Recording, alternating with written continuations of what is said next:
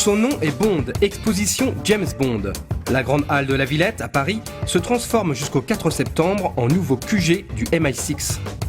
Après avoir traversé plusieurs capitales du monde, l'exposition James Bond fait halte à Paris, enrichie, et c'est une première, d'objets du dernier opus de l'agent 007, Spectre. Magnifique, non ?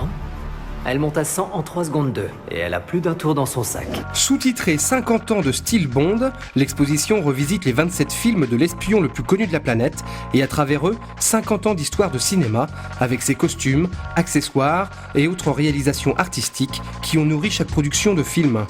De Dr No en 1962 à Spectre en 2015, visite guidée avec le porte-parole de l'exposition en France, grand spécialiste de 007, Laurent Perriot, qui nous explique ce qu'est le style Bond.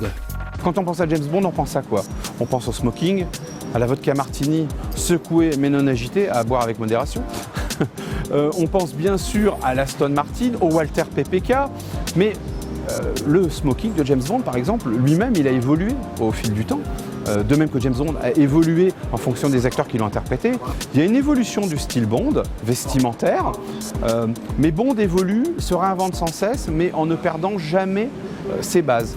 Alors cette évolution de la mode, on la voit à travers des costumes de James Bond, mais on peut aussi la voir à travers l'évolution de la fabrication des gadgets.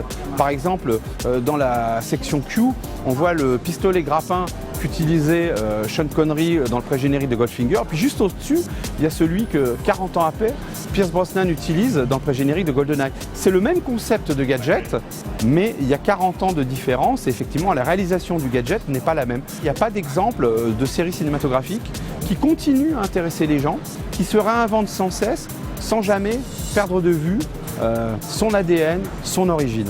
On dit que vous êtes fini. Vous en dites quoi, vous? J'en dis que vous n'en êtes qu'à vos débuts. Je trouve que cette exposition d'abord va plaire à tous les fans de James Bond, dont je fais partie. Je suis un petit peu comme le lapin dans le champ de carottes, je ne vais pas vous mentir.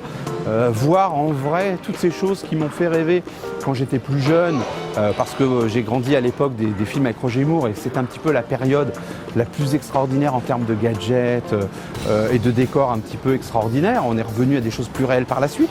Mais effectivement, les voir de mes propres yeux, me dire voilà, ça c'était dans tel film et tout ça, il y a un petit côté effectivement Madeleine de Proust qui vous renvoie aussi à nos histoires personnelles, à des souvenirs personnels. Et c'est vrai que c'est à la fois un voyage au cœur du mythe de James Bond et quelque part un voyage au cœur du temps.